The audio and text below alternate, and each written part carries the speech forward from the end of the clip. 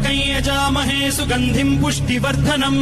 उर्वारुकमिव बन्धनान् मृत्योर्मुक्षीयमामृतात् यो रुद्रो अग्नव्यो अप्सुय ओषधीषु यो रुद्रो विश्वा भुवना विवेश तस्मै रुद्राय नमो अस्तु तमुष्टुहि यस्विषुः सुधन्वायो विश्वस्य क्षयति भेषजस्य